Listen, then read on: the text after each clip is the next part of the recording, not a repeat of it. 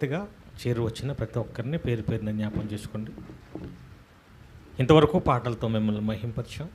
కొద్ది నిమిషాల పాటు మీ అమూల్యమైన మాటలు నేర్చుకోవటానికి సిద్ధపడుతుండగా మా అందరి జీవితాలకు అవసరమైన మంచి సంగతులు నేర్పించమని వేడుకుంటూ యేసుక్రీస్తు వారి పేరటి ప్రార్థన అడిగి వేడుచున్నామా పరమ తండ్రి, ఆమేన్.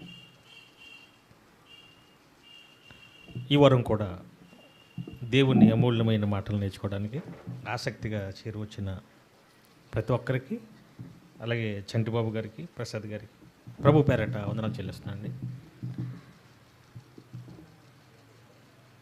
మంచి మంచి పాటలు చక్కగా పాడుతున్నారు. ఈ వారం క్రీస్తు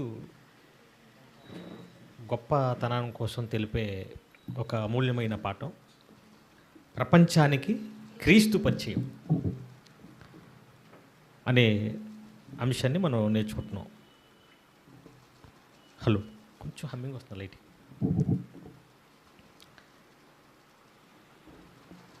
హలో, మనం నమ్ముతున్న క్రీస్తు, మనం ఆచరిస్తున్న, ఫాలో అవుతున్న ఈ మార్గం ఇది ఎంత వాస్తవమైనదో, దీని వెనక దైవశక్తి ఉందనడం ఎంత 100% నిజమో ఈ పాఠంలో మనకు అర్థమవుతుంటుంది. మన విశ్వాసం మరింత వృద్ధి చెందడానికి ఈ పాఠం ఎక్కడో 2025 సంవత్సరాల క్రితం ఒక దేశంలో ఒక పట్టణం, మారుమూల గ్రామం బెత్లెహేములో పుట్టిన యేసుక్రీస్తు వారు 2025 సంవత్సరాలు అయిపోయినా ప్రపంచ మనుషులందరికీ క్రీస్తు అనే పేరు తెలుసు. తెలీదండి? మీరు ఎక్కడికి వెళ్ళి అడగండి, యేసుక్రీస్తు వారు తెలియని మనిషి ఉండడు. ఒక దేశం కాదు, ప్రపంచ దేశాలలో ఎన్ని భాషలైతే ఉన్నాయో అన్ని భాషల వారిని అన్ని చోట్ల మీరు అడిగితే యేసుక్రీస్తు వారు పరిచయం అయ్యే ఉంటాడు. అవునా కదా? ఇది ఎలా సాధ్యం అసలు? ఒకవేళ ఇప్పుడు ఎవరైనా యేసుక్రీస్తు వారు పుట్టే కాలానికి టెక్నాలజీ లేదండి, అంటే వాట్సాప్లు కానీ, సోషల్ మీడియా కానీ, టెలిగ్రామ్ కానీ, ఇన్స్టాగ్రామ్ కానీ, లేదా ఫోన్స్ లేవు, అసలు న్యూస్ మీడియాలు లేవు, అసలు ఒక మాటలో చెప్పాలంటే కరెంటే లేదు. అప్పుడు కరెంట్ ఉందండి? 1900 తర్వాత వచ్చింది కరెంటు. యేసుక్రీస్తు కాలంలో కరెంటే లేనప్పుడు ప్రపంచం అంతా ఎలా పరిచయం అయ్యాడు ఆయన? ఇది ఈజీగా ఆలోచిస్తే అర్థమయ్యేది కాదు, చాలా తెలివిగా ఆలోచించాలి. ఒకసారి ఎవరైనా ఆలోచించాలి. అసలు ఏ నెట్వర్కు, ఇంటర్నెట్ ఉందండి అప్పుడు? ఇంటర్నెట్ లేదు. ఏ సదుపాయం లేని టైంలో మారుమూల ఒక పల్లెటూరులో పుట్టిన ఆయన ప్రపంచవ్యాప్తం అయిపోవటం ఏంటి? 2025 సంవత్సరాలు అయినా ఇప్పటికే ప్రపంచం అంతా తెలియటం ఏంటి? ఎలా సాధ్యం ఇది అసలు? ఫస్ట్ ఇది ఎలా సాధ్యమో తెలియాలంటే అసలు నిజంగా యేసు ప్రపంచం అంతా తెలుసండి? అసలు ప్రపంచం అంతా తెలియడం కాదు, ప్రపంచంలో ఎక్కువ భాగం యేసుని నమ్మే వాళ్ళే ఉన్నారు. మనం చెప్పడం కంటే చనిపోయిన ఒక సినిమా యాక్టరు అక్కినేని నాగేశ్వరరావు తెలుసు కదండి, పెద్ద తలకాయ, అనుభవజ్ఞుడు. దేవుణ్ణి నమ్మలేదు కానీ దేవుళ్ళ కోసం ఒక సమాచారం కనిపెట్టాడు. ఎందుకంటే ఆయన ప్రపంచం అంతా తిరిగాడు. ఆయన ఆషామాషి చిన్నపిల్లడేం కాదు. అతను ఏం చెప్పాడో దేవుళ్ళ కోసం ఒకసారి మీరు వీడియో చూదిరిగాడు. హిందువులు ఈ ప్రపంచంలో మనిషికి ఒక ముఖ్య ఎంత ఉందో అంతే ఉంది హిందువుల జాతి. శరీరం అంతా ప్రపంచమైతే తల ఎంత ఉందో అంతే ముస్లింల జాతి ఉంది ప్రపంచం అంతా. నేనంటే ప్రపంచం అంతా తిరిగి చూచిన వాడి కాబట్టి చెప్తున్నాను. శరీరం అంతా ఎంత ఉందో అది క్రిస్టియన్ జాతి. అయితే సరిగా అర్థమైందండి? హిందువులు మనిషి దేహంలో ముక్కు ఎంత ఉందో అంతమంది ఉన్నారు. ముస్లిమ్స్ మనిషి దేహంలో తల ఎంత ఉందో అంత ఉన్నారు. మిగతా బాడీ ఎంత ఉందో అంత ఎవరు ఉన్నారు? క్రైస్తవులు ఉన్నారు. అంటే మొత్తం చుట్టేసింది. వీళ్ళంతా క్రైస్తవులు అంటే నమ్మేవారు. ఇప్పుడు మిగిలిన వారికి కూడా యేసు తెలుసా తెలీదా? అంటే ప్రపంచవ్యాప్తంగా క్రీస్తు తెలుసు. అసలు ఇది ఎలా సాధ్యమో మనం ఆలోచించాలండి. ఇంత నెట్వర్క్ ఉంది ఇప్పుడు మనకి. వాట్సాప్లు ఉన్నాయి, సోషల్ మీడియా ఉంది, టెలిగ్రామ్ ఉంది, ఎన్నో సదుపాయాలు ఉన్నాయి. ఇంత ఉన్నా ప్రపంచం అంతా నేను తెలియాలి అనుకుని ఎవరైనా కంకణం కట్టుకున్నారనుకోండి, ప్రపంచంలో అందరికీ నేను పరిచయం అవ్వాలి అని కంకణం కట్టుకున్నారనుకోండి, ఏ మనిషి వాళ్ళని ఇప్పుడు అవుతుందా? ఆలోచించి చెప్పండి, అవుతుందా? పోనీ మీరే ట్రై చేయండి. చివరికి మీరు చేయకూడని భయమైన హత్య చేసేసిన, దారుణంగా మొన్న కుక్కర్లో పెట్టి కాల్ చేసాడు చూసారా? పోనీ మీరు కుక్కర్లో కాదు, మీరులన్నా పెట్టి కాల్ చేయాలనుకోండి, ఎంతమందికి తెలుస్తుంది? మహా అయితే ప్రపంచం అంతా తెలుస్తుందండి? తెలీదు. పోనీ మన దేశంలో పూర్తిగా తెలుస్తుందా? తెలీదు. పోనీ మన రాష్ట్రంలో పూర్తిగా తెలుస్తుందా? తెలీదు. పోనీ మన జిల్లాలో, మండలంలో, అసలు ఈ జిల్లాలోనే కంప్లీట్గా అందరికీ తెలియదు. అంతే కదండి. ఇంకా కొంతమంది అవునా అంటారు చెప్తే. ఏముండగా కరెంట్ ఉండి, నెట్ ఉండి, సోషల్ మీడియా ఉంది,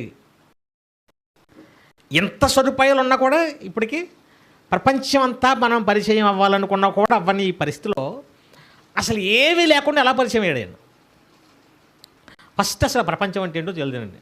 భూమి యొక్క నైసర్గిక స్థితి తెలియాలి కదా. మరి ప్రపంచానికి క్రీస్తు పరిచయం అంటే ప్రపంచం ఎంత ఉంది? ప్రపంచం అంటే ఈ విశ్వంలో అంతరిక్షం. గత వారం మనం అదే పాఠం కదండి, అంతరిక్షం కోసం. ఈ అంతరిక్షంలో అనేక నక్షత్రాలు, వాటిని క్లస్టర్స్ అంటారు, గెలాక్సీలు అంటారు. వీటన్నిటిలో సూర్య కుటుంబం అని ఒకటి ఉంటుందండి. విన్నారు ఎప్పుడైనా? పాలపొంత నక్షత్ర మండలం అని ఉంది. అంటే నక్షత్రాల్లో కూడా మండలాలు ఉన్నాయి. ఆ మండలాన్ని కలిపి గెలాక్సీలు అంటారు, ఆ గెలాక్సీలన్నీ కలిపి క్లస్టర్ అంటారు. ఇదంతా వేరే పాఠంలో మీకు వివరిస్తాను. ఇదంతా శూన్యంలో, ఆకాశంలో ఉంటే ఇందులో సూర్య కుటుంబం అని ఒకటి ఉంది. ఆ సూర్య కుటుంబంలో సూర్యుడు, ఆ సూర్యుడి చుట్టూ గ్రహాలు. ఆ గ్రహాలలో మూడో గ్రహమే మనం ఉన్న భూమి. అంటే ఈ శూన్యంలో, విశ్వంలో మనం ఏంటో, ప్రపంచం ఏంటో చెప్తున్నాను మీకు. ఇది శూన్యంలో ఉంది భూమి. మనం ఉన్న భూమి గాలిలో, శూన్యంలో ఉంది. ఈ భూమి అంతా నేల కదల. ఇందులో మూడొంతులు ఏమో, నీరే మూడొంతులు, ఒక వంతు మాత్రమే ఆరెండు నేల. అంటే ఇదంతా మరలా శూన్యంలోనే ఉంది. అంటే భూమి చుట్టూ ఏముందండి? ఎక్కువ వాటర్ ఉంది, నీరుంది. ఒక వంతు మాత్రమే ఆరెండు నేల. దేవుడు లేడు అంటున్నారు కదండి చాలామంది మూర్ఖులు. అసలు శూన్యంలో భూమి వేలాడటమే ఒక విచిత్రం, అవునా? ఈ వేలాడుతున్న ఈ భూమి మీద రౌండ్గా ఉన్న నీరు. ఇప్పుడు నీరంటే ఎలా ఉంటుంది అనుకుంటున్నారు? ఇప్పుడు భూమి అంటే మనకి ఎలా బల్లపరుపు కనపడుతుంది, పైన నీరు ఉందనుకోకండి. ఒక బాల్ ఉందనుకోండి, ఇక్కడ నీరు, ఇక్కడ నీరు, కింద నీరు, పైన నీరు, పక్కన నీరు, రౌండ్గా ఉంది వాటరు. మనకి మ్యాప్లో ఎలా చూపిస్తారు? పరిచినట్టు చూపిస్తారు.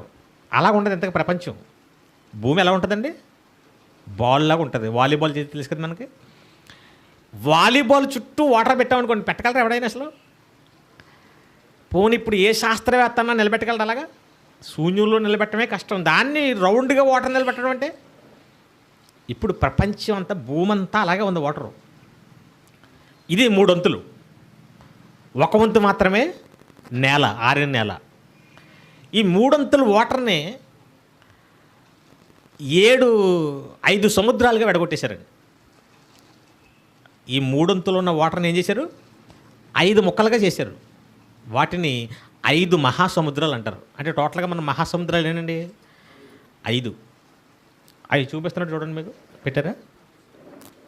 అందులో ఒకటి పసిఫిక్ మహాసముద్రం, 2 అట్లాంటిక్ మహాసముద్రం, 3 ఆర్కిటిక్ మహాసముద్రం, 4 హిందూ మహాసముద్రం, 5 అంటార్కిటికా మహాసముద్రం. పసిఫిక్ ముందు చెప్పేసింది కదా. జూమ్ చేయండి, కొంచెం జూమ్ అవుతుందా? మన ప్రపంచ పరిస్థితి కొంచెం కనిపించకపోయినా చూడండి దాన్ని. ఇది కదండి ముందుది.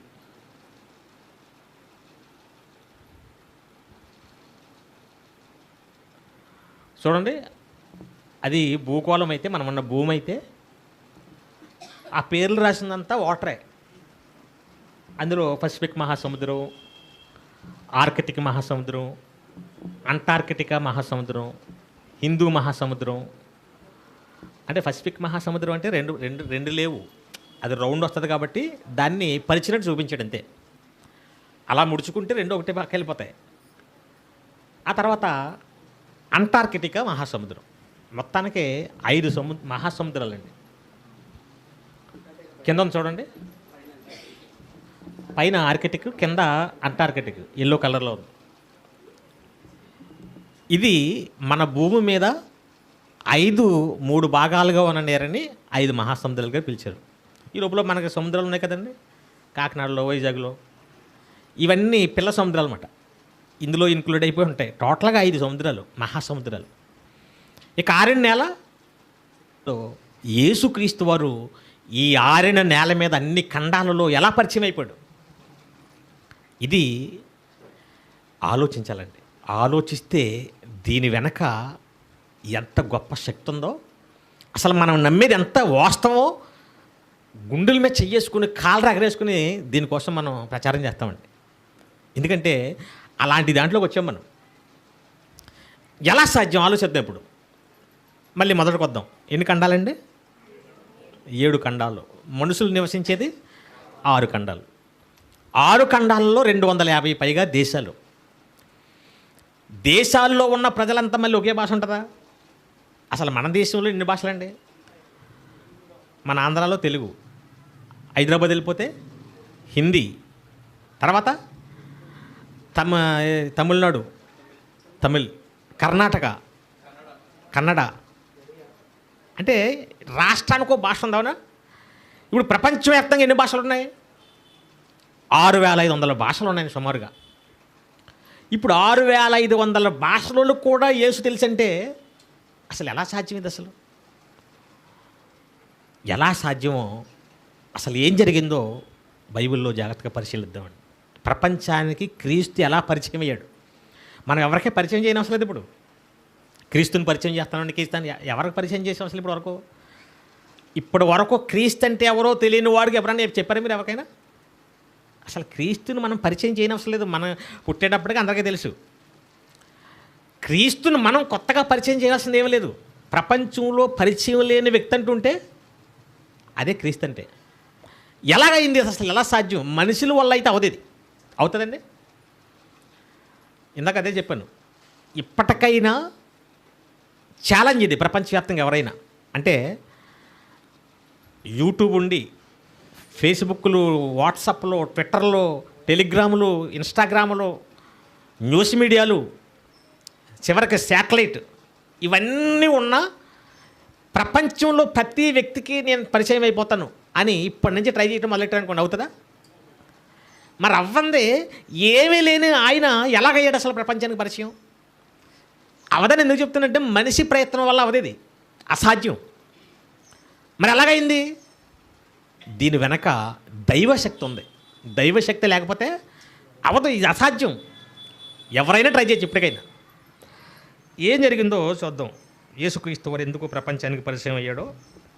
అప్పటి వరకు సమాజం అంతా చనిపోతే ఏం జరుగుతుంది, ఏమి లేదేమో, రకరకాల అభిప్రాయాలతో బ్రతుకుతున్న ఈ సమాజానికి ఆయన పుట్టి బోధలు చేయడం స్టార్ట్ చేసిన వెంటనే ఒక ఆశ్చర్యకరమైన బోధలు.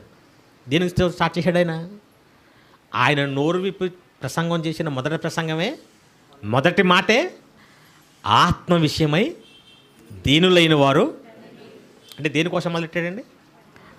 ఆత్మ కోసం మొదలెట్టాడు. ఆత్మజ్ఞానం. యోహాను సువార్త 6వ అధ్యాయం 63వ వచనం మనందరికీ నోటెడ్. ఆత్మయే జీవింపజేయుచున్నది, శరీరము కేవలం అంటే ఇదే జీవితం, ఇదే శాశ్వతం, ఇదే బ్రతుకు, ఈ బంధాలే అనుకుంటూ ఇందులోనే కూరుకుపోతున్న మనుషులకి ఒక కొత్త ఆలోచన. శాశ్వతమైంది శరీరం కాదు బాబు, ఆత్మ శాశ్వతం, అది ఇంపార్టెంట్. దానికోసం పరిచయం చేయడం మొదలెట్టాడండి. ఆ తర్వాత చనిపోతే ఏం జరుగుతుందో కల్లారా ప్రాక్టికల్గా చూపించాడు. చనిపోయిన తర్వాత మరలా 3వ రోజు లేచి, అంతకుముందే లాజర్ని కొంతమందిని చనిపోయిన వాళ్ళని లేపి, సాక్షాత్తు ఈయన లేపి చూపించి, ఇదే జీవితం అంటే ఎలా ఉంటుంది, ఫైనల్, ఇక్కడతో అయిపోలేదు, చనిపోయిన తర్వాత కూడా మరో జీవితం ఉంది, మరో జన్మ ఉంది అని ప్రాక్టికల్గా చూపించాడు. దీన్ని మీరు ఏం చేయమన్నాడు, సర్వలోకానికి వెళ్ళి, మార్కు సువార్త 16వ అధ్యాయం 16వ వచనం. మార్కు సువార్త 16వ అధ్యాయం 15వ వచనం. మరియు మీరు అంటే ఎవరండి, 12 మంది శిష్యులతో 11 మంది అప్పటికి, ఒకడు చచ్చిపోయి కాబట్టి కదండి. ఆ 11 మంది శిష్యులతో చెబుతున్న మాట, మీరు సర్వలోకమునకు వెళ్ళి సర్వ సృష్టికి సువార్త ప్రకటించండి. సువార్త అంటే కొరింథీయులకు రాసిన, ఇది ఎలా ఉంచుకుని, కొరింథీయులకు రాసిన మొదటి పత్రిక 15వ అధ్యాయం మొదటి నుంచి. కొరింథీయులకు రాసిన మొదటి పత్రిక 15వ అధ్యాయం 3వ వచనం, డైరెక్ట్ 3వ వచనం చూద్దాం.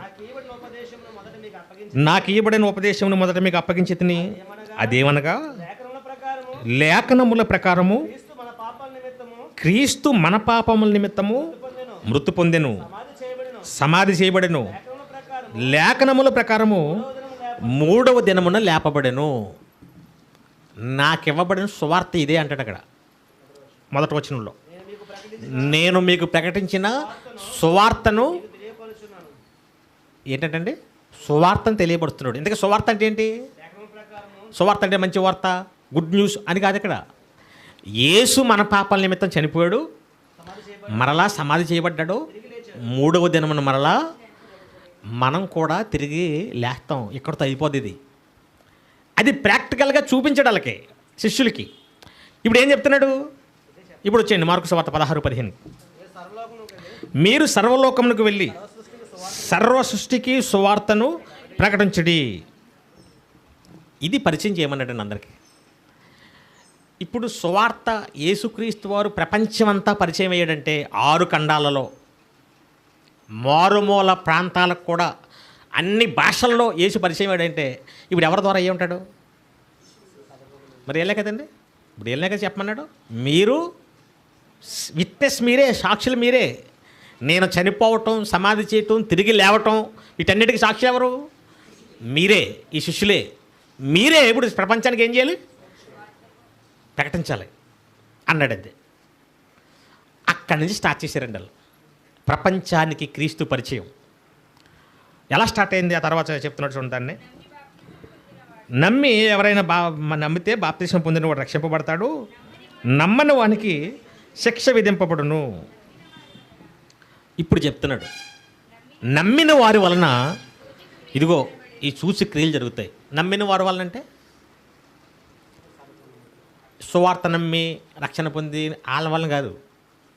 ఇప్పుడు నేను చనిపోవటం, సమాధి చేయబడటం, తిరిగి లేవటం మీరు చూశారు కదా, ఇది నిజం, మీకు కూడా ఇదే జరుగుతుంది అని నమ్మితే, ముందు ఎదుటోళ్ళకి చెప్పాలంటే వీళ్ళకి నమ్మకం ఉండాలి కదండి.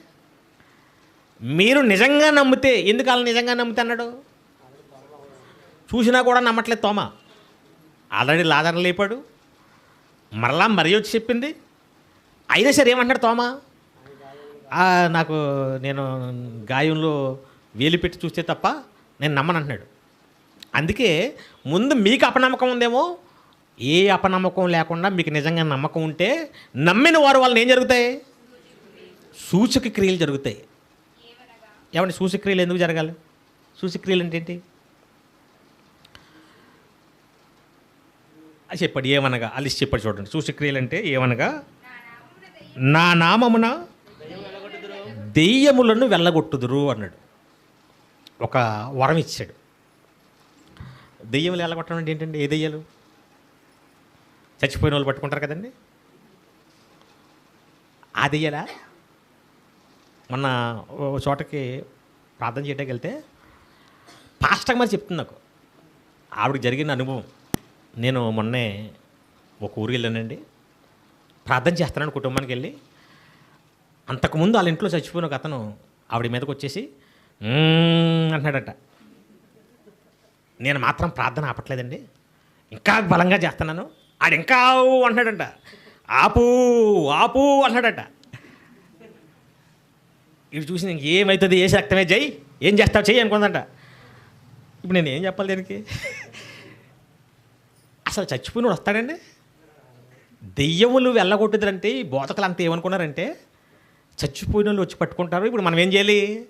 ఆల్రెడీ బోత వచ్చి వెళ్ళగొడుతున్నారు కదా, ఇక్కడే ఉంటుంది మొండు వరం ఏదో, అక్కడ ఆల్రెడీ దెయ్యాలు నిలగొడుతుంటారు వాళ్ళు. అసలు ఇది చెప్పింది ఎవరికండి? 11 మంది శిష్యులకు మాత్రమే. మీకు నమ్మకం లేకపోతే ఈ జరగవు. మీకు నిజంగా నమ్మకం ఉంటే మీరే ప్రపంచానికి పరిచయం చేయాలి. కాబట్టి మీ మాట ఎవడబడితే వాడు నమ్మడు. కాబట్టి ఎవరినైనా ఏ విధంగా అయినా చిటికలో నమ్మించడానికి మీకు కొన్ని వరాలు ఇస్తానన్నాడు. ఇది ఎవరికే? ఇప్పుడు దెయ్యాలు వెళ్ళగొడతారటండి అసలు. ఇప్పుడు ఈడేమైనా క్రీస్తుని పరిచయం చేయాలండి? అసలు దెయ్యాలు వెళ్ళగొట్టడంలోనే మళ్ళీ మతలబు ఏంటి? దుష్టశక్తులతో పీడింపబడుతున్నాడా? ఏంటి దుష్టశక్తుడు అంటే? అనగానే ఇదిగో చనిపోయినాడు. అసలు చనిపోయినాడు వస్తాడండి? మీరు చెప్పట్లేదండి. వస్తారా రారా? మరి చాలాసార్లు వచ్చేస్తున్నారు. మొన్న మా చర్చిలోనే ఒక ముసలావిడ చచ్చిపోయింది. ఆవిడ పేరు మేరమ్మ. పాపం చర్చికొచ్చేది. చచ్చిపోయిన వెంటనే స్మారక సభ జరుగుతుంది, జ్ఞాపకార్థ కూడిక. పాటలు పాడుతున్నాం. నేను ప్రసంగం చెప్తాను. ఇంకా నా ముందు ఒక ఆయన చెప్తున్నాడు, నేను నిలబడి ప్రసంగం చెప్దామన్నప్పటికీ అంతే, అప్పుడే మీరమ్మ వచ్చేసింది, వాళ్ళ ఇంట్లో వాలేసింది. అప్పుడే పెద్ద తతంగం జరిగిపోతుంది ఇంట్లో. ఇదేంటో ఒకటి తర్వాత ఒకళ్ళు వేసిపోతున్నాడు, ఒకటి తర్వాత వేసిపోతున్నాడు. నేను డౌట్పడుతున్నాను. నేనేమనుకుంటున్నానంటే ఆవిడకన్నా కరెంట్ కొట్టేసిందేమో, కంగారకి వెళ్ళిపోతున్నారు వీళ్ళు, ఆవిడ చావుకి ఇంకొకటి చచ్చిపోడేమో అని నేను టెన్షన్ పడుతుంటే ఇంతకు వెళ్తే అప్పుడు ఆ ఇంట్లో అతను మన చర్చికి వస్తారు కదండి, మా చర్చికి వస్తారు. అతను చెప్పాడు, ఇక్కడ కొంచెం దెయ్య క్రియలు జరుగుతున్నాయి, మీరు అర్జెంటుగా రండి, మీరు వస్తే తప్ప ఎవడే మాట్లాడంటే లోపలికి వెళ్ళండి. అంతే, అప్పుడే ఈ పెద్ద వాళ్ళ బంధువులు అంతా వచ్చేస్తారు కదండి. ఎందుకు వచ్చావమ్మా, కూసుకోవడానికి వచ్చావా? అప్పుడే మొత్తం అన్ని లావాదేవీలు అడిగేస్తానండి. నేను పెద్ద అరుపరిచాను. ఇంకా ఎవడొచ్చాడు, ఎవడు ఆడింతకే వాళ్ళ మనవడు ఎవరి మీద ఆలిందంట, ఆడ మనవడి మీద. ఆడు నన్ను చూసినట్టు బాబా అన్నాడు. బాబులేదు ఎవరాడు అన్నాడు. అంటే ఆడి పాపం నటించేస్తున్నాడు. ఆడికి పాపం కొంచెం నరాల వీక్నెస్ వచ్చి ఆ మూమెంట్లో మాట్లాడుకోవడానికి మాట్లాడేస్తున్నాడు టెన్షన్లో. లేని అన్నీ ఇలా కనిపిస్తుంటారు అవసరమైతే. అదిగో మీ కొడుకు వచ్చాడు కానీ ఆడు ఏమంటాడు, ఇంకా బాబా అంటాడు. బాబా లేదు కదా, నన్ను ముందుకు చెప్పట్లేదు నన్ను. అంతే ఎగిరిపోయింది, మీరు అమ్మలేదు. ఇవన్నీ పాపం మోసకరమైన పరిస్థితులండి. దైవజనులే కాదు, ఈ మోసాలు ఎక్కడి నుంచి వచ్చాయి? మిగతా వాళ్ళు కూడా. ఇప్పుడు ముమ్మడివరంలో ఈ భూత వైద్యశాల ఉంది. అక్కడ ఇదే ఎంత తీసుకుంటారు అనుకుంటున్నారు ఫీజు? వెళ్ళినప్పుడల్లా 5,000 కొంతమంది, 10,000 కొంతమంది, ఆయా స్థాయిని బట్టి. సందర్భం వచ్చింది కాబట్టి చెప్తాను. మా ఇంటి దగ్గర జరిగిన సంఘటన ఏంటంటే, మా ఇంటి పక్కన ఒక ఆవిడ కొబ్బరికాయ గెల పడిపోయిందండి తల మీద, ఈ మెడ మీద పడిపోయింది. మా ఇంటి పక్కనే మంగావిడి పేరు. పాపం వారం రోజుల పాటు అమలాపురం కిమ్స్ హాస్పిటల్లో చావు బతుకులతో కొట్టుమిట్లాడి చచ్చిపోయింది. ఎప్పుడైతే చచ్చిపోయింది దినకార్యం చేస్తారని అయిపోయాయి. ఇప్పుడు ఆ ఇంటి అతను ఒక ఆవిడ ఉంది, ఆవిడ పేరు సుజాత, నాతో పాటు డిగ్రీ క్లాస్మేట్. ఆ సుజాత మీద ఆడటం మొదలెట్టింది. ఎవరు? అది మీరు ఫాలో అవ్వాలి. సుజాత మీద ఎవరు వెళ్తున్నారు? ఆ సుజాత అప్పటికి గర్భిణీ స్త్రీ, అప్పుడే డెలివరీ అయ్యి చిన్న బిడ్డ ఉయ్యాల్లో ఉన్నాడు.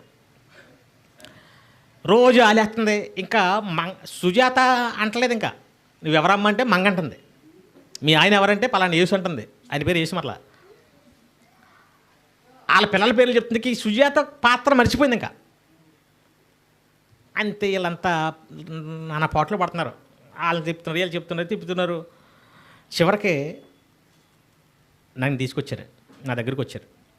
ఇలాగ ఉందా మరి విషయం ఏంటి? సరే నేను వెళ్ళాను. నా ఫ్రెండే కదా, క్లాస్మేటే కదా. ఏ సుజాత ఏంటి ఆరోగ్యం బాగోలేదా అన్నాను. సుజాత అంటావేంటి, మంగనే తెలియట్లేదా అంది. అప్పుడే మా ఊరంతా కోడే కోస్తున్నారు దీన్ని. అప్పుడే వచ్చేసింది మంగ వచ్చి. అందరూ క్రైస్తవులే. మళ్ళీ విచిత్రం చూడండి, చచ్చిపోతే రాడన్న విషయం తెలిసి కూడా అందరూ అప్పుడు ఏమైనా వేశారు. అసలు అప్పుడే మాట్లాడేసుకున్నారు మంగతో. అప్పుడు నేను చూసి, లేదు ఇది కొంచెం ఆరోగ్యం సరిగా లేక పాపం మొన్న చచ్చిపోయింది కదా, ఎన్నో చూసింది కదా, డిస్టర్బ్ అయిపోయింది. అర్జెంటుగా మానస అనే హాస్పిటల్ ఉంటుంది, మానసిక రోగుల దగ్గరికి హాస్పిటల్ ఉంటుంది, అక్కడ తీసుకెళ్ళండి అన్నాను. ఎప్పుడైతే ఈ మాట అన్నానో పరిగెట్టుకొచ్చి నా జుట్టు తీసుకుందండి. మొత్తం పట్టుకుని నలుగురు లాగుతున్నారు, నేను లాక్కుంటున్నాను. బాబోయ్, ఇంత జుట్టు ఊడిపోయింది మొత్తం మీద. అది అప్పటి నుంచే కొంత ఊడిపోయింది. అది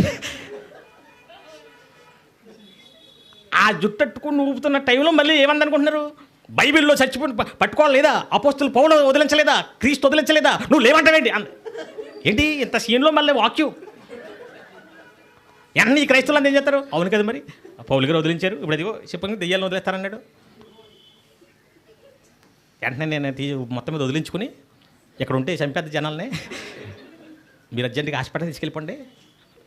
వాళ్ళు ఉంటారా, ఈ రెఫరెన్స్లన్నీ చెప్పేసినప్పుడు వాళ్ళకి బలం వచ్చింది. మమ్ముడివరం తీసుకెళ్ళిపోయారండి. ఆడేం చేశాడంటే శుభ్రంగా యాప రబ్బలు తీసుకుని చితక్కొట్టేసి, పట్టకర తీసుకుని బొట్టనీళ్ళు నొక్కేసి, జుట్టంతా మొత్తం ఆడు ఇష్టం వచ్చినట్టు తిప్పేసి, పోతావా బాబా పోతావు అంటే పోయిందంటే. అప్పుడు ఆ వెంట్రుకలు తీసి ఓ సీసాలు వేసి దానికి మూత ఎట్టకుండా చెక్క దించాడు. సీసాకి చెక్క దించేసి, ఇది దూరంగా శ్మశానంలో పాతిపెట్టండి, ఇది పగిలిందంటే మళ్ళీ వచ్చేద్ది అని బంధం చేసాడు మొత్తం మీద. ఎవరిని వీళ్ళు జరిగిపోవాలి వాళ్ళు మంగని బంధించేసాడండి సీసాలో. అంతే. ఇప్పుడు మామూలు సుజాత అయిపోయింది. ఇవన్నీ మీరు చూసే ఉంటారు. ఎప్పుడైతే సుజాత అయిపోయిందో మళ్ళీ తీసుకొచ్చేసారు. చక్కగా పిల్లలతో చక్కగా ఉంటుంది, కథ అంతా ప్రశాంతంగా ఉంది. ఇప్పుడు అసలు ప్రాబ్లం ఏంటనుకుంటున్నారు, అందరూ నమ్మేశారు దీన్ని. మరి ఇప్పుడు నేను దైవ సేవకుడిగా నేనేం చెప్తున్నాను, చనిపోయినోడు రాడు అని చెప్తున్నా కదండి. ఆల్రెడీ అక్కడ ఇంటికి వాదించాను కదా. ఇప్పుడు ఏం తేలిందంతకే, చచ్చిపోయిందే వచ్చింది, వదిలించేశారు. మళ్ళీ ఇంటికి వచ్చాక ఆవిడ గొడవ ఎవరి మీద, మంగాల ఫ్యామిలీ మీద. ఎవరినే మానేసి మా కూతుర్ని పట్టుకుంది, మా కూతురే దొరికినట్టు ఉంది దీనికి. ఈయన అప్పుడు మళ్ళీ గొడవలు కూడా. ఏంటి గొడవలు ఏంటి, ఆడు వదిలించేటివి ఏంటి, ఏళ్ళు నమ్మేటివి ఏంటి, సుజాత అయిపోవటం ఏంటి, ఈ లోపల నా జుట్టు ఊడిపోవటం ఏంటి. సరే ఇది ఇలా కాదు, తేల్చాలి దీన్ని. ఇంకా నేను తేల్చకపోతే వేస్ట్ కదా, మనకి ఎంత బాగా చేస్తే ఉపయోగం ఉందని ప్రాక్టికల్గా నమ్మేశారు అందరూ. అప్పుడు ఏం చేశానంటే ఒకరిని తీసుకున్నాను నా దగ్గర. ఆడెవడంటే అప్పుడప్పుడు మన ఇంట్లో కొన్ని విచిత్రకరమైన పేర్లు పెడతాం కదండి. ఆడికి TV9 అని పేరు పెట్టారు. మా ఊర్లో TV9 అని పిలుస్తారు. ఎందుకు పిలుస్తారు అలాగా, ఎక్కడ కుయ్యమన్నా మొత్తం అందరికీ చెప్తాడు. అలాంటి వాడిని ఒకటి ఎంచుకుని రారా నాతోటని శ్మశానానికి వెళ్ళిపోయి మధ్యాహ్నం వెళ్ళిపోయి వెతికాం. అక్కడ ఉంది కొత్తగా పాతి పెట్టింది తెలిసిపోద్ది కదండి. మొత్తం అంతా తవ్వేసి నేనే, ఒరే చూసావు కదా ఈ సీసా, అందులో వెంట్రుకలు ఉన్నాయి, చెక్క మూత పెట్టుంది. నువ్వేం చేస్తావంటే నరేష్ గారి దీన్ని పగలగొట్టేసాడని చెప్పాను. పగలగొడితే ఏమవుతుంది, వచ్చేది కదండి. ఇంతకీ పగలగొట్టలేదు, పగలగొట్టాదని చెప్పమన్నాను. మరలా పెట్టేసి పాతేశాను. ఆడు మొత్తం అందరికీ ఊదేశాడు. సీసా నరేష్ గారు పగలగొట్టేశారు, నరేష్ గారు పాస్టర్ గారు పగలగొట్టేశారు. సరే సుజాత కూడా వెళ్ళిపోతే వాసం, సీసా పగలగొట్టేశాడు. అంతే, మళ్ళీ మంగ వచ్చేసింది. అక్కడి నుంచి మళ్ళీ యుద్ధం మొదలైపోయి మా ఇంటికి వచ్చేసారండి. వాళ్ళ నాన్న అమ్మ, మా కూతుర్ని బతకనివ్వరు, నువ్వు 10,000 పెట్టి వదిలించావు, మరలా నువ్వు రప్పించేసావు. అప్పుడు అందరూ వచ్చినప్పుడు అందరి సమక్షంగా చెప్పాను. ఆ TV9 నన్ను పిలిచి, నేను సీసా పగలగొట్టాను లేదా, ఇప్పుడు అక్కడికి వెళ్ళి చూడండి, సీసా పగలకుండా ఉందంటే మరి మంగ ఎలాగొచ్చింది తేలాలి. ఆడు మోసం చేశాడా, మీరు మోసపోయారా? లేదు పగల కొట్టేశారంటే నేను 20,000 ఇస్తాను, ముందు 10,000, ఇప్పుడు మళ్ళీ వెళ్తారు కదా, ఈ 10,000 కూడా టోటల్ 20,000 నేను ఇస్తాను. సీసా పగలలేదంటే అప్పుడు ఆ నెల్లి చెప్పుతో కొడతారన్నాను. చూసి వచ్చారు, సీసాలాగే ఉంది. మరి మంగ ఎలాగొచ్చింది? అక్కడే మోసపోయారు. ఇది మానసిక రోగం. అంటే శరీరానికి జబ్బులు ఉన్నట్టే మెదడుకు కూడా కొన్ని రోగాలు వస్తాయండి, మానసిక రోగాలు అంటారు. ఎవరికి వస్తాయి? ఎక్కువ ఒత్తిడి, స్ట్రెస్. అందులోకి బాలింతరాలు కదండి ఆవిడ. వాళ్ళ భర్త తాగేస్తున్నాడు, తాగేసి ఇంట్లోకి ఏమి తేటలేదు. ఆల్రెడీ ఓ పిల్ల ముందే ఉంది, ఆ పిల్లని సరిగ్గా చూసుకోవట్లేదు. ఇప్పుడు మళ్ళీ ఇంకో పిల్ల పుట్టేసింది. ఇంట్లో అమ్మగారి ఇంటి దగ్గర కూడా ఇబ్బందులే, అసలు ఏమీ సదుపాయాలు లేవు. ఇవన్నీ ఆలోచించుకోండి, అసలే బలహీనంగా ఉంది. గర్భిణీ స్త్రీ కదా, బాలింతరాలు కదా. ఈ టెన్షను, మానసిక బలహీన స్థితిలో ఆవిడకి ఏం చెబుతుందంటే హిస్టీరియా రోగం అని వస్తుంది. దాని పేరు హిస్టీరియా. ఇది హాస్పిటల్కి వెళ్ళినా, పోలీస్ స్టేషన్లోకి వెళ్ళినా కూడా చెప్తారు దీనికోసం. అది తగ్గాలంటే మానసిక వైద్యుడి దగ్గర తీసుకెళ్ళాలి. ఎక్కువ నిద్ర కావాలి, కొంచెం బలం కావాలి, ఇవన్నీ అలా వైద్యం చేస్తారు.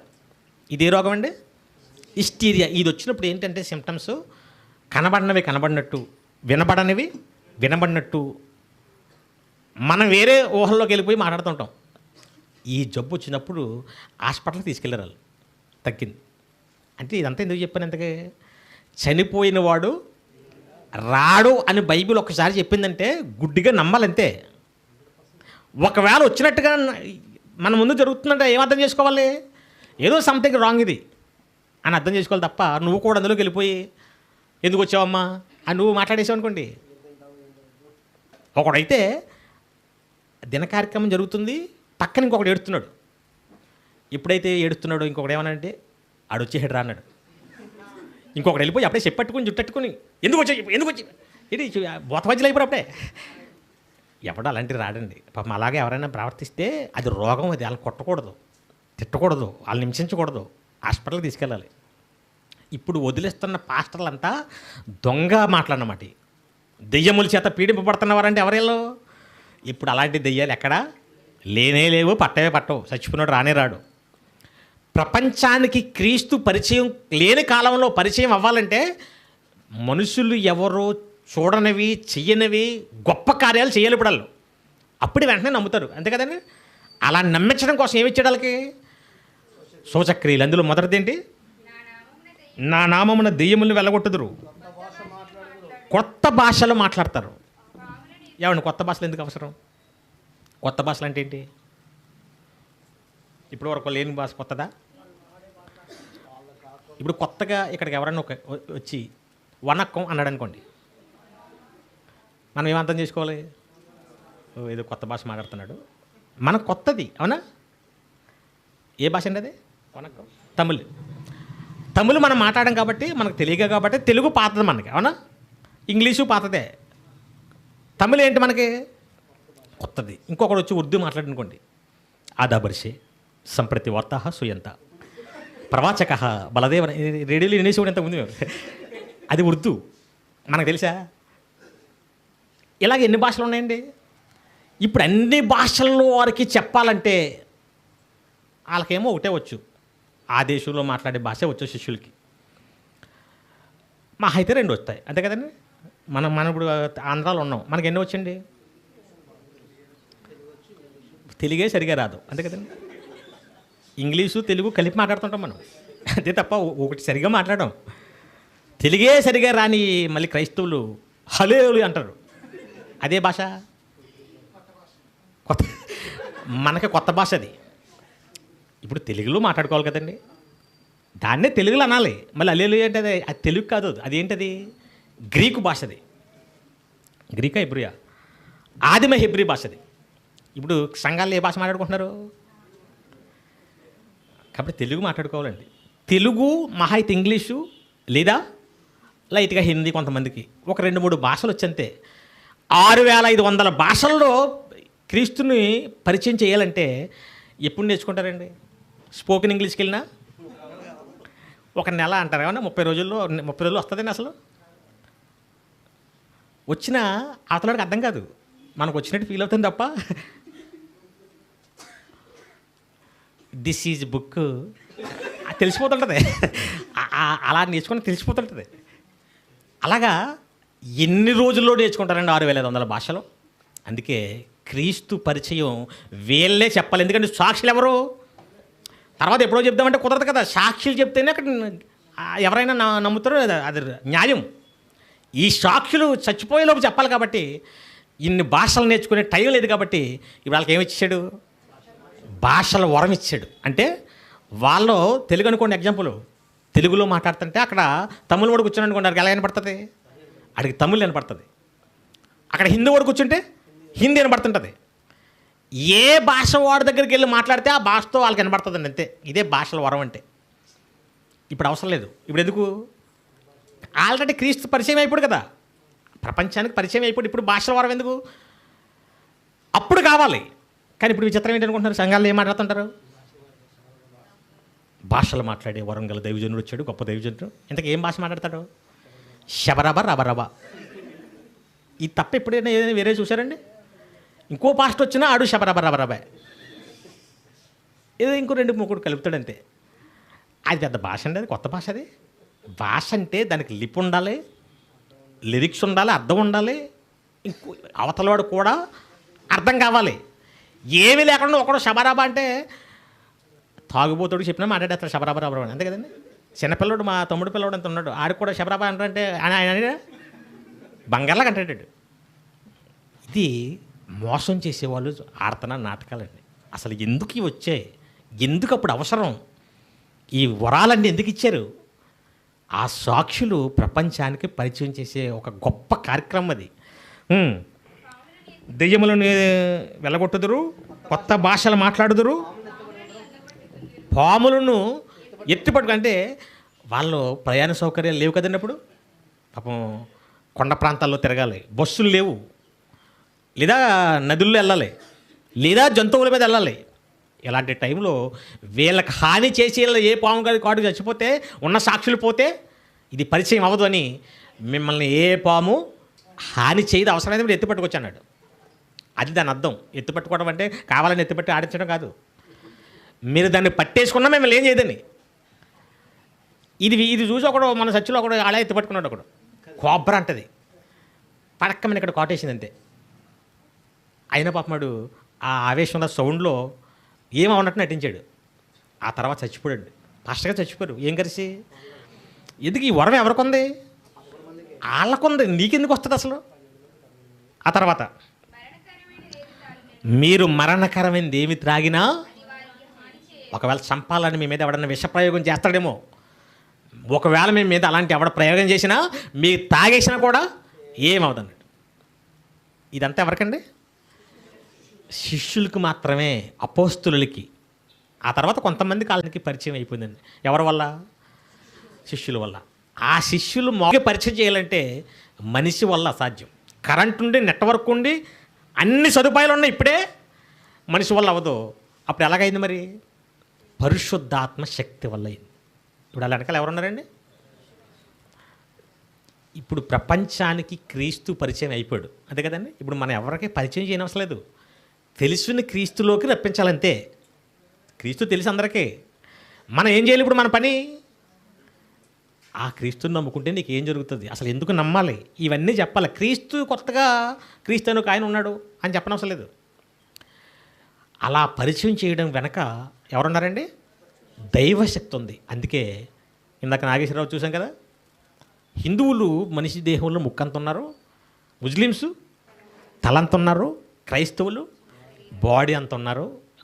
ఎందుకు ఈ బాడీ అంతమంది ఉన్నారంటే ఇది మనిషి వలన కలిగింది కాదు. మిగతా ఎందుకు డెవలప్ అవ్వలేదు? అక్కడక్కడ ముక్కంతా చెవంతా ఎందుకు ఉండిపోయాయి? మనుషులు కల్పించుకున్నాయి కాబట్టి. అందుకే ప్రపంచవ్యాప్తమైన ఈ క్రైస్తవ్యాన్ని ఎవడో దీన్ని ఏమీ చేస్తాడని చేయగలరా? మన వాళ్ళకి తెలియక బీజేపీ ప్రభుత్వం వస్తే క్రైస్తవ్యాన్ని ఇండియాలో ఉండేవారు.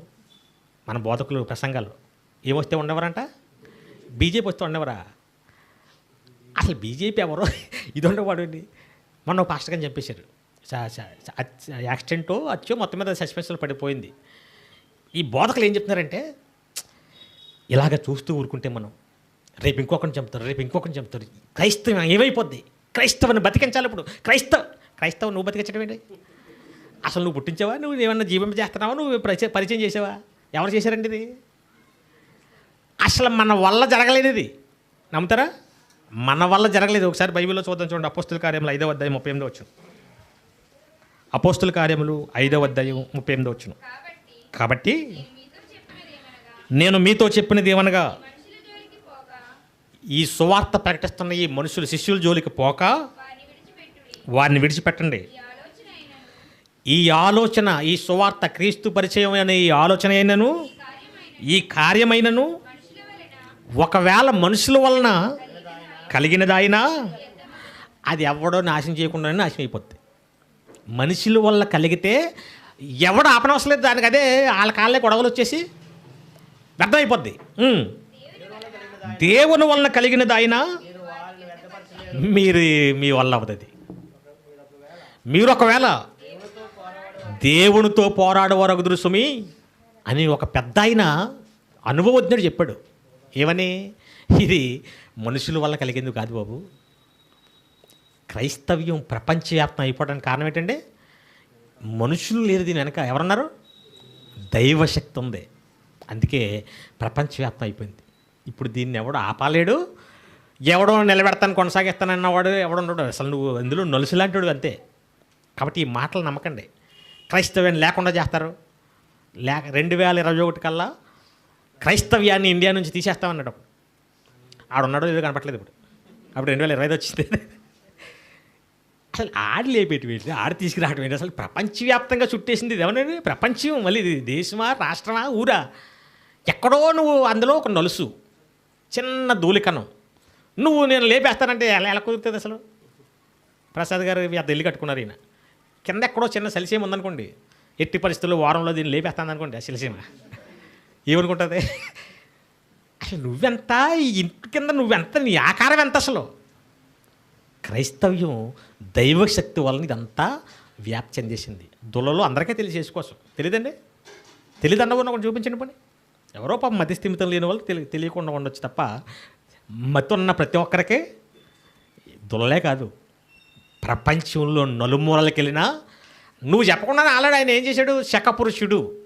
క్రీస్తు శకం, క్రీస్తు పూర్వం. డేట్ వేస్తున్నావా? డేట్ ఏం వేస్తున్నావు అంటే దాని అర్థం ఏంటి?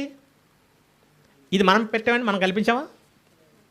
ప్రపంచ మేధావులంతా కూర్చొని దానికి ముందు దీనికి తర్వాత అనాలంటే అతను ప్రపంచానికి తెలిసినోడే ఉండాలి అని. ఎవరో ప్రపంచం అంతా ఎరిగినవాడు అనగానే ఎవరు వచ్చారు? ఎవరో కనపడలేదు అక్కడ, యేసు తప్ప. అప్పుడు పెడదాం, ఈయనకు ముందు ఈయనకి తర్వాత. అదే శకపురుషుడు అయ్యాడు. ఇది మనం పెట్టామండి, దేవుడే సెట్ చేసి ఉంచాడు. అందరికీ మనం చచ్చిపోయినా ఆ డేట్ కొనసాగుతూనే ఉంటుంది. డేట్ వేస్తున్నామంటే ఏమని అర్థం? క్రీస్తు అనే ఆయన ఉన్నాడని పరిచయం అయిపోతుందా లేదా? మరొక రోజు వచ్చింది, మరొక సంవత్సరం వచ్చిందంటే పరిచయం ఎవరు చేస్తున్నారు? దైవశక్తి. అది మన చేతిలో లేదు. మనం మార్చడానికి కుదరతే ఎవడో మాట్లాడకూడదండి. ఇది క్రీస్తు పరిచయం అవడానికి వెనక జరిగిన పరిస్థితులు.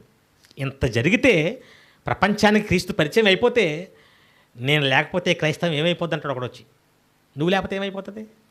నువ్వు ఉన్నాయేమవదు. మనం ఎవరం అంటే అనుకుంటున్నారు? జరిగిపోతున్న ఈ పెద్ద విప్లవంలో చిన్న నులుసులు మనం, అంతేనండి. అది కూడా నువ్వు దీంట్లో ఎంతో కొంత నీ కష్టం ఇచ్చి, లేదంటే నువ్వు శ్రమపడి నువ్వేదో చేసి పాటలు పాడో, వాకింగ్ చెప్పో, డబ్బులు ఖర్చు పెట్టో, నువ్వు ఇందులో పాలు పంచుకుని నువ్వు పరలోకం కొట్టాలి తప్ప, దీన్ని నేను నిలబెడతాను లేదంటే నాశనం చేస్తాను ఆపుతానంటే అది అసలు కామెడీ మాటలు అన్నమాట. నువ్వు దీన్ని మన కాలంలో ఉంది. ఇప్పుడు జస్ట్ నువ్వు ఉపయోగించుకోవటమే. అంత పెద్ద విప్లవంలో నేను ఒకటి వచ్చాను ఇప్పుడు. అదే కదండి, ఎంత గొప్ప మార్గంలో నాకు అవకాశం వచ్చింది, నేను నా వంతు నేను చేస్తాను అని చేసేయటం, దీనివల్ల పరలోకాన్ని పొందుకోవటం. అంతే నా పాత్ర. నేనే నిలబెట్టాను, నేనే ఆపేస్తాను. ఇప్పుడు నరేష్ గారు చచ్చిపోతే ఏమైపోద్ది క్రైస్తవ్యం? ఏమవుదు కదండి. స్టెఫన్ చచ్చిపోయాడు, రాళ్ళతో కూడా చంపేశారు. ఏం చేశారు వాళ్ళు? హంతకుడు ఎవడో బయటికి లాగాలి అన్నాడా? ఎందుకు బయటికి లాగా ఏం చేస్తావు? మళ్ళీ నువ్వు వాళ్ళతో కూడా చంపుతావా? అక్కడ చంపేది చేసేలేదు, ముందుకు వెళ్ళిపోయారు అంతే, ఇంకో ఊరు వెళ్ళిపోయారు అంతే. ఇక్కడ కొట్టి చంపుతున్నా ఇంకో ఊరు వెళ్ళిపోయారు. ఆగిందండి. ఎవడు చచ్చిపోయినా అలా ఆగుతుందని ఈ నాటకాలన్నీ ఆడుతున్నారంటే అసలు ప్రపంచానికి క్రీస్తు ఎలా పరిచయం అయిపోయిందో, ఈ శక్తి ఏంటో ఇది విషయం తెలియక. ఈ ప్రసంగం నేను తెలుసుకున్నారనుకోండి, అందరూ సైలెంట్ అయిపోతారు. ఎందుకు? ఎంతోమంది ఇప్పుడు మన రాష్ట్రంలో మన ప్రభుత్వం కాదండి, మనదే బీజేపీ ప్రభుత్వం అనేది ఒక దేశానికే చక్రవర్తులు ఆపాలని చూసారు దీన్ని. చక్రవర్తులు అంటే ప్రపంచాన్ని అన్ని కలిపి పరిపాలించే వాళ్ళు చక్రవర్తి అంటారు. రాజు అంటే ఒక దేశానికి. చక్రవర్తులే ఆపాలని చూసారు. ఆగిందా? ఎందుకంటే ఇది మనిషి వలన అవ్వదు. మనిషి వలన జరగలేనప్పుడు మనిషి ఆపలేడు. ఎవరి వల్ల జరిగింది? దైవశక్తి వల్ల జరిగింది. కాబట్టి ఇది దేవుడే ఆపాలి తప్ప మనిషి ఆపలేడు. మనిషి పుట్టించిందని మనిషి ఆపేస్తాడు. కాబట్టి ఇంత అద్భుతమైన ఈ క్రీస్తు విప్లవంలోకి మనం అడుగుపెట్టినందుకు, ఈ మార్గంలో మనకు చోటు వచ్చినందుకు మనం ఎలా ఉండాలండి? ఇప్పుడు కాళ్ళు రెగదేసుకుని చెప్పచ్చు, అవునా? అప్పుడప్పుడు క్రైస్తవ్యం మైనారిటీ అంటారు. మంది మైనారిటీ అంటే చిన్నదని, మెజారిటీ అంటే అసలు ప్రపంచ లెక్కల ప్రకారంగా మైనారిటీ ఏది? అసలు మెజారిటీ, బంపర్ మెజారిటీ ఎవరిదే? చుట్టేసింది మొత్తం. ఇదంతా నలుసు చుట్టేసిందని ఏమంటుంది ఇప్పుడు? మైనారిటీ. అందుకే ఇంత గొప్ప విప్లవంలో, ఇంత మంచి మార్గంలో దైవశక్తి ఉందని నమ్మకం వచ్చిందని మీకు నమ్మకం రాలేదా? అసలు గుడ్డిగా నమ్మాలి. ఎందుకంటే ఇప్పటికైనా ట్రై చేయండి. ఎవడైనా ఇందాక నేను చెప్తున్నాను కదా, ప్రపంచ శాస్త్రవేత్తలైనా, సినిమా యాక్టర్లైనా, ఆటగాళ్ళైనా కోహ్లీ ఉన్నాడు. ఎంతమంది తెలుసు ఇక్కడ? అదిగో సచిన్ టెండూల్కర్ తెలుసండి? ఎంతమందికి తెలుసు? ఇక్కడే అందరికీ తెలియదు. అది కదా. స్టీఫెన్ విలియం హాకింగ్ శాస్త్రవేత్త, ఎంతమంది తెలుసు? అంటే ప్రపంచానికి తెలుసు అనుకుంటారు తప్ప అసలు చాలామందికి తెలియదు. కానీ మనం నమ్ముతున్న క్రీస్తు తెలియని మనిషే లేదు. కాబట్టి ఆ క్రీస్తుని కలిగి ఉన్న మనం మన బాధ్యతను మనం సక్రమంగా నిర్వర్తించి అనేకుల్ని క్రీస్తులో స్థిరపరిచి పరలోకి వెళ్ళిపోవాలి. అంతే తప్ప మన వల్లే జరుగుతుందని మనం గర్వపడకూడదు. నెక్స్ట్ ఎవరి వల్ల ఇది ఆగిపోద్దని నువ్వు ఎవరి మీద దీన్ని పెట్టకూడదు. ఎవరో ఆపేస్తారని అసలు కల్లో కూడా నువ్వు ఊహించకూడదు. బీజేపీ కాదు కదా, వాళ్ళ బాబులు వచ్చినా ఏమాగదు, వీళ్ళు ఆగిపోతారు తప్ప ఇది ఆగిపోవటం అనేది అసంభవం. ఈ సూత్రం తెలిస్తే అసలు ఇంక ఇలాంటి ప్రసంగాలు, ఇలాంటి లాజికల్ గీజికలు ఏం మాట్లాడరండి. కాబట్టి ఇది ఎవడో ఆపలేడు. అంత గొప్ప విప్లవంలోకి మనం వచ్చాం. సంతోషంగా మన ఆయుష్ ఉన్నంత వరకు దీన్ని మరింత గొప్పగా తీసుకెళ్ళిపోతాం. అంతే కదండి. ఆ విప్లవంలో దుల్లలో ఇదిగో ప్రసాద్ గారు ఆలోచించారు, ఇంత గొప్ప మార్గంలో ఉన్నాను, నా వంతు నేను చేద్దాం అనుకుని ఆయన చక్కగా అందరిని సమకూర్చి క్లాసులు పెడుతున్నారు. నా వంతు నేను చేద్దామని నేను చెప్తున్నాను. ఈయన చంటిబాబు గారు చెప్తున్నారు, అలాగే మీ వంతు మీరు చేసేసి మీరు పరలోకం సంపాదించుకోవడానికి వెళ్ళిపోవాలి తప్ప దీన్ని మీరేదో వదిలేద్దాం, దీన్ని ఏదో ఆపుదానికి అది నవ్వులు పాలు అయిపోతాం తప్ప ఏముండదు. అర్థమైంది అనుకోండి. అందరికీ కళ్ళు మూసుకొని ప్రార్థన చేసుకోండి. ప్రేమ కలిగిన మా ప్రియ పరలోకమందున మా తండ్రి, మేము నమ్ముతున్న మార్గం, మా ముందుకు వచ్చిన ఈ విప్లవం ఎంత వాస్తవమో, ఎంత అద్భుతమో, దీని వెనక దైవశక్తి ఉందనడానికి ఎంత ఆధారాలు మా ముందున్నాయో, ఏ టెక్నాలజీ లేని కాలంలోనే ప్రపంచవ్యాప్తి చేసిన ఈ మార్గం కోసం ఇంతవరకు మేము నేర్చుకున్నాం తండ్రి. వింటున్న ప్రతి ఒక్కరూ ఆలోచించి అర్థం చేసుకుని ఇంకెటువంటి అవిశ్వాసం లేకుండా